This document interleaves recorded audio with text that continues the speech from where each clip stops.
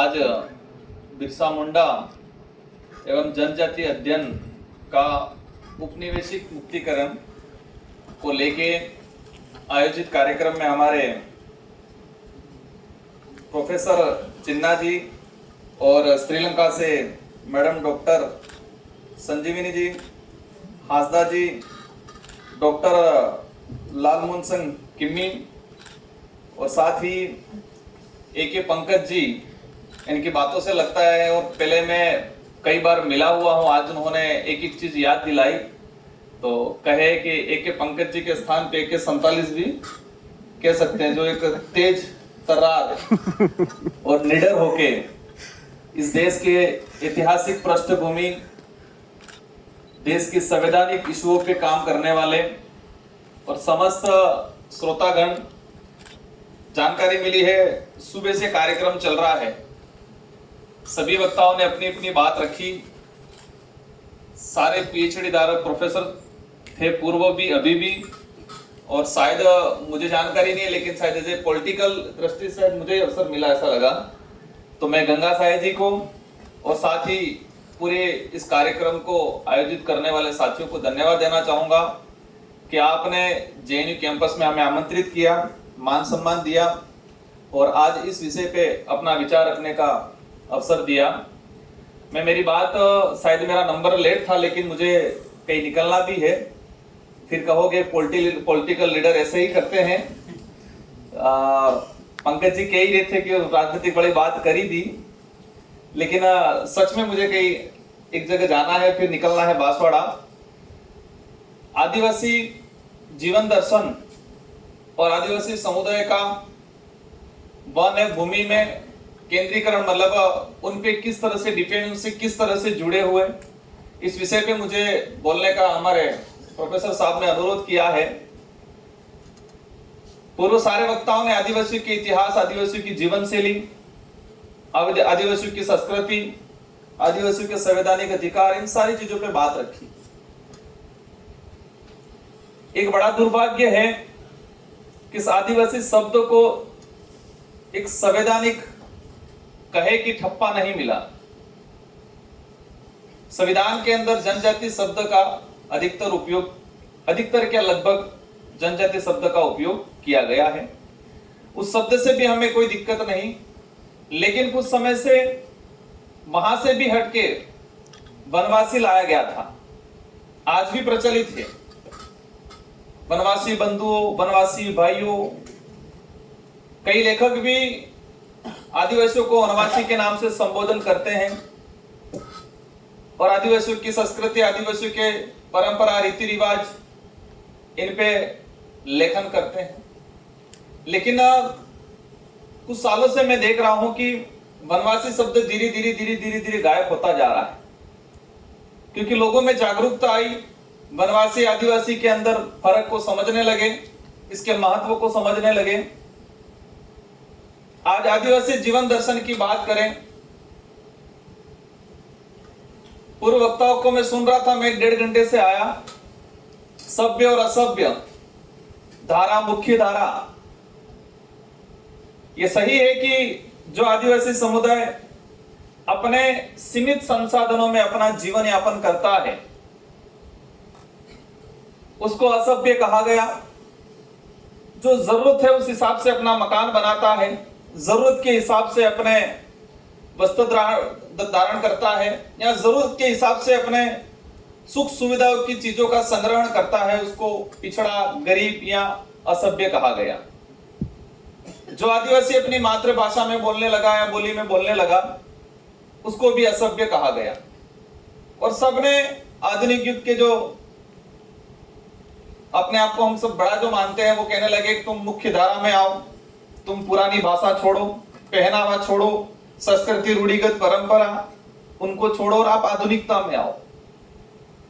लेकिन आदिवासी समुदाय का जो वास्तविक जीवन दर्शन कहे, उनका जो जीवन यापन था या उनकी जो दैनिक दिनचर्या है, अपनी जिंदगी प्रकृति के साथ बिताते थे। जिसे आज हम कहे कि वन है, तो इसी से एक शब्द निकला जोहार, और जोहार का अर्थ लगभग सभी को जानकारी में होगा कि कुदरत प्रकृति की जय, और मेरे से ज्यादा ए पंकज जी इसके बारे में जानते हैं। उन्होंने कई, जब हम पैदा ही नहीं हुए थे तब से उन्होंने सामाजिक मूवमेंट में काम कर रखा है। तो जोहार शब्द का अर्थ होता है प्रकृति की जय, लेकिन दुर्भाग्य यह है कि इस शब्द का संबोधन करने से कई बार इन पे लांछन लगते हैं, आरोप प्रत्यारोप लगाया जाता है कि ये तो वो है, ये है। आदिवासी समुदाय प्रकृति के साथ जीता आया है। हम पेड़ पौधे, वनस्पतियां या पहाड़, नदियों को संसाधन कहते हैं, लेकिन आदिवासियों के लिए वो कहे कि पूर्वज है, वो आज के समय में जो प्रचलन में है भगवान है वो। आदिवासी समुदाय ने हमेशा प्रकृति को अपना पूर्वज, अपना भगवान माना, अपना देवता माना। किसी पेड़ को भी अगर जरूरत पड़ने पे या इसकी डाली को भी काटा जाता था तो उसकी पहले वहां प्राकृतिक पूजा करते हैं, नदियों की पूजा करते, पहाड़ों की पूजा करते। कोई भी जरूरत पड़ी लगी तो हाँ ये चीज तो उसको पहले पूछते और क्षमा मांगते कि हम क्षमा चाहते हैं, हमारी जरूरत के लिए आपकी इस पेड़ की डाली को काटा जा रहा है। आज देश पर्यावरण से जूझ रहा है। आज जो हालात है, और आज जो कह रहे हैं कि एक पेड़ मां के नाम, या सब कह रहे हैं कि अपन को एक एक पेड़ लगाना चाहिए। आदिवासी समुदाय के अंदर यह है कि हर गोत्र के लिए एक पेड़ पूजनीय होता है। मैं भील समूह से आता हूं, भील समूह के अंदर रोत गोत्र है मेरी, तो हमारा भी एक पेड़ कि इस रोत गोत्र के लोग इस पेड़ को नहीं काटेंगे। जिसी तरह कटारा है, खराड़ी है, डामोर है, हर एक गोत्र के लिए एक पेड़ उसको पूजनीय माना है। वो किसी भी कंडीशन में उस पेड़ को नहीं काटेगा। तो वो एक आस्था तो थी, लेकिन एक बैलेंसिंग हो गया था ताकि हमारी कोई जो वनस्पतियां हैं, जो पेड़ पौधे, वो विलुप्त कहीं नहीं हो, एक रिजर्व रहे। आज देखा गया है जिस तरह से आदिवासियों को जल जंगल जमीन से उजाड़ा जा रहा है और अतिक्रमण या इस तरह के शब्दों का संबोधन देके बुलडोजर चलाए जा रहे हैं। आधुनिकता युग में जीने वाले युवा भी बुलडोजर का नाम होते ही लगता है कि उनको मतलब यूं जोश भर जाता है, हाँ ठीक है। लेकिन इस बुलडोजर के पीछे जो कहर है उसको कोई समझ नहीं पा रहा है। बस सोशल मीडिया पे बुलडोजर का नाम या उसका वीडियो आने से लोग खुश हो जाते हैं, हाँ ये हो रहा है, वो हो रहा है, देश डेवलप हो रहा है। वन विभाग का गठन अंग्रेजों ने शायद 1860-65 के आसपास किया, लेकिन आदिवासी समुदाय उसी वन संपदा के साथ हजारों सालों से जीता आ रहा था। अपनी हर आवश्यकता इन जंगलों से पूर्ति करता था, जितनी जरूरत है इतनी, कभी इसका अनावश्यक दोहन नहीं किया। लेकिन आज जो कंडीशन है पूरे देश के अंदर 2011 की जनगणना के हिसाब से 10,50,00,000 के आसपास आदिवासी समुदाय रहते हैं आज। और पूरे देश के अंदर आदिवासी समुदाय की बात करें, जो मैं जितना समझा हूं, 3 से 4 प्रकार की रेस है। द्रविडियन है, आस्ट्रोराइड है, मंगोलियन है, उप द्रविडियन है, एक दो और शायद विलुप्त होने की कगार पे अंडमान निकोबार की तरफ जाएं। लेकिन आज ये सारी रेसें इतने उप समूह में डिवाइड हो गई है, उप समूह के बाद गोत्रों में डिवाइड हो गई है, फिर धर्मों में डिवाइड हो गई है, एरिया में डिवाइड हो गई है। तो धीरे धीरे आदिवासी समुदाय की अपनी पहचान खत्म होती जा रही है। तो मैं इस लाइन पे आने से पहले वन विभाग की जो बात निकली थी, हम कई बार कहते हैं कि वन विभाग पहले आया रिकॉर्ड में, कागज में, या फिर आदिवासी उस जंगल पे पहले था। वन विभाग की नजर में आदिवासी अतिक्रमणकारी है आज की तारीख में, क्योंकि जो जल जंगल जमीन में रह रहा है, लेकिन उसके हिसाब से, उसकी पुरखई व्यवस्था के हिसाब से और वास्तविक वो इस जमीन का मालिक है। फॉरेस्ट राइट एक्ट जब आया 2006 में, वन अधिकार अधिनियम, उसके तहत जो वन विभाग में रहने वाले लोगों को पट्टा देंगे सरकार ने, बड़े बड़े हुआ भी कई कुछ। लेकिन ओरिजिनलिटी ये है, जितनी लोगों को आशा थी कि वन विभाग में रहने वाले लोगों को व्यक्तिगत और सामुदायिक पट्टा मिले, 10 करोड़ से अधिक, 10 करोड़ से मतलब 50 लाख के आसपास आदिवासी समुदाय। इसमें जब 2006 के अंदर एक्ट आया, मैंने एक रिपोर्ट पढ़ी थी उस समय की, लगभग 3 से 3.5 करोड़ के आसपास आदिवासी वन विभाग क्षेत्र में या वन विभाग क्षेत्र के आसपास रह रहा था, मतलब उससे प्रभावित था। और आज गवर्नमेंट के रिकॉर्ड के हिसाब से 52 लाख लोगों ने वन अधिकार अधिनियम के तहत दावा पेश किया। मतलब इतने लोग वन विभाग की जमीन पे रह रहे हैं, मतलब परिवार 52 लाख के आसपास परिवार वन विभाग की जमीन पे रह रहा है। 2006 से लगा के आज तक इसमें से 25 पट्टों को गवर्नमेंट ने दे दिया, उनको पट्टा दिया। वो कब्जा करके उनका मकान, कुआ बावड़ी, खेती बाड़ी जो कर रहा है 2 हेक्टर पे दिया उसको, आधा हेक्टर, 4 बीघा, 3 बीघा, इस तरह से उनको दिया गया।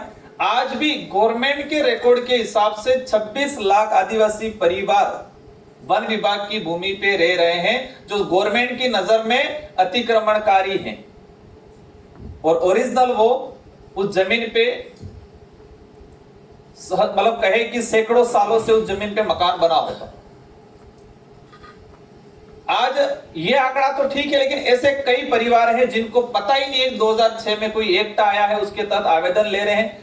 मतलब ये है कि आदिवासियों पे जब अंग्रेजों ने जो अत्याचार किया, मुगलों ने किया, राजा रजवाड़ों ने किया, तो उस समय जो अत्याचार होता था वो हथियारों से होता था।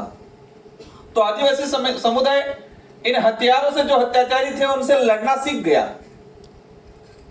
और मुकाबला भी किया, डट के किया। आजादी के बाद क्या हुआ? आजादी के बाद आदिवासी समुदाय के साथ या आदिवासी समुदाय पर कलम और कागज से अत्याचार हुआ। और कलम और कागज से अत्याचार हुआ तो वो नहीं समझ पाया कलम और कागज, क्योंकि वो उसको एजुकेशन नहीं मिल पाया। और इसी का दुष्परिणाम हुआ कि आज आदिवासी समुदाय की जल जंगल जमीन के जो राइट्स है वो कलम और कागज के साथ या कलम और कागज के हथियारों से उनसे छीने जा रहे हैं आज, क्योंकि वो नहीं समझ पाया। अंग्रेजों और मुगलों, राजा रजवाड़ों से तो वो समझ रहा था कि हथियार लेके आए, हथियार से उसका मुकाबला डट के कर लिया। लेकिन आजादी के बाद कलम और कागज से अत्याचार हुआ। और मैं जहां तक मानता हूं कि उस समय प्रताड़ित हुए थे, इतने आज आजाद भारत के अंदर भी प्रताड़ित हो रहे, अत्याचार हो रहा है, बस रूप बदल गया। उस समय हथियार थे, तलवारें होगी, बंदूकें थी, तोपें थी। आज कलम और कागज में कहा जाता है कि तुम्हारा रिकॉर्ड में नाम ही नहीं है। मैं एक किस्सा सुनाना चाहूंगा मेरे ही गांव, मेरे ही परिवार का। 1913 के अंदर मानगढ़ हत्याकांड हुआ, जो मेरे घर से 50-60 किलोमीटर दूर है, जब 1500 आदिवासी शहीद हुए थे। उस समय जब मेवाड़ भिलकोर बटालियन की फौज जा रही थी मानगढ़ पे, तो हमारा जो पुराना घर है वहां उसके पास में कुआं था, तो वो फौज ने उस कुएं पे पानी पिया था 1913 में। और वही हमारे उधर पुराने मकान थे। और आज रिकॉर्ड में देखे तो वो आज पट्टा नहीं है, मतलब आज सरकार की नजर में वो अतिक्रमणकारी। मतलब 1913 में जिस कुएं पे पानी पिया था और उस समय जो मकान था पुराना, उस मकान को भी आज पट्टा नहीं मिला है। और आज सरकार कहती है कि आप अतिक्रमण करके बैठे हो। और उस मानगढ़ की भी बात निकल गई है, तो उसको संवैधानिक या फिर इतिहासकारों ने भी हमेशा अपमानित करने का काम किया। कैसे किया? मानगढ़ के कैसे जाना जाता है? दूसरा जलियांवाला बाग हत्याकांड के नाम से जाना जाता है। अब किस हिसाब से दूसरा जलियांवाला बाग हत्याकांड माना जा रहा है? जलियांवाला बाग हत्याकांड शायद 1919 के आसपास हुआ और मानगढ़ का हत्याकांड 1913 में हुआ। समय अवधि के हिसाब से देखें तो मानगढ़ का हत्याकांड पहले हुआ और दूसरा जलियांवाला हत्याकांड बाद में हुआ। और जलियांवाला बाग हत्याकांड में 250 के आसपास शहीद हुए थे लोग और मानगढ़ में 1500 आदिवासी शहीद हुए थे। लेकिन मैंने कई किताबों में देखा है कि हमेशा मानगढ़ को इतिहासकारों ने यही कहा है कि दूसरा जलियांवाला बाग हत्याकांड। एनसीईआरटी की बुक्स देखो, सीबीसी की देखो, कोई भी गवर्नमेंट एग्जाम में भी कई जगह है तो उसी के नाम से इसको संबोधन दिया गया है। तो यह भी देखा है कि आदिवासी समुदाय के जितने जो शहादत हुई, जितने जो ऐतिहासिक घटनाएं हुई, उनको भी इतिहासकारों ने या सरकारों ने सबने अपमानित करने का काम किया। मैं वन विभाग की बात आ रहा था। आज फॉरेस्ट राइट एक्ट को लेके हम लोग लड़ रहे हैं, लेकिन दुर्भाग्य है कि आदिवासी समुदाय जो जिस जमीन पे बैठा है बेचारे उसको पता ही नहीं है, और उसको जगाने जाते हैं तो उसको जिस अधिकार या जिस राइट्स की जानकारी होनी चाहिए थी वो तो नहीं है, लेकिन जो नहीं जरूरत थी वो पहले पकड़ के बैठा हुआ। आदिवासी समुदाय की अपनी एक पूजा पद्धति है, अपनी एक विधि विधान है, अपने पूर्वज हैं, जंगलों में ही उनके पूजा पद्धति, जंगलों में ही उनके पूर्वज, उनकी कुल देवियां, उन सब पे अतिक्रमण हुआ है। माइनिंग अवैध खनन की बात आती है तो मुझे जहां तक लगता है कि अवैध खनन या सरकारों ने आदिवासी इलाकों में सिर्फ अवैध अतिक्रमण जमीन पे ही नहीं किया, सरकारों ने और कुछ लोगों ने आदिवासियों की पूजा पद्धति पे भी अवैध अतिक्रमण किया। उनके देवताओं पे कलम चढ़ा के, उनकी पूजा पद्धति पे कलम चढ़ा के वहां पर भी अवैध माइनिंग किया।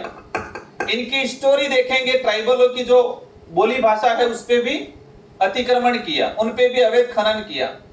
आदिवासियों के जो कई पुराने गीत होंगे, उनके भजन हैं, उनका जो ऐतिहासिक कुछ घटनाक्रम है उस पे भी फिल्मकारों ने, मैं सुन रहा था कि हर फिल्म के अंदर ट्राइबलों को अलग नजरिए से दिखाया गया। तो एट्रोसिटी एक्ट जो है उन पे भी लगना चाहिए, लेकिन नहीं लगता है। एक क्रिमिनल टाइप्स अंग्रेजों ने हमको घोषित किया गया, लेकिन आजाद भारत के अंदर भी कुछ समय पहले एक फिल्म बनी, उसमें ट्राइबलों को क्रिमिनल ट्राइब्स के नाम से ही संबोधन किया गया, लेकिन सरकारों ने कोई संज्ञान नहीं लिया, क्योंकि सरकार वोट देखती है और ट्राइबलों का वोट कैसे मिलता है वो सब उन सबको पता है, आप सबको पता है, क्योंकि वो जागरूकता नहीं है, लिमिटेड कुछ अस्थायी सुविधा दे देते हैं और उनको वोट में कन्वर्ट करा दिया जाता है। आज समय हो रहा है, शायद मुझे ऐसा लग रहा है, घंटी है नहीं इसलिए वो ठपका रहे हैं। तो मैं आप सभी से अनुरोध करना चाहूंगा, आदिवासियों की समस्या बहुत है। सबसे बड़ी समस्या हमारे सामने है कि सबसे पहले उनकी समस्याओं को समझना मुश्किल है।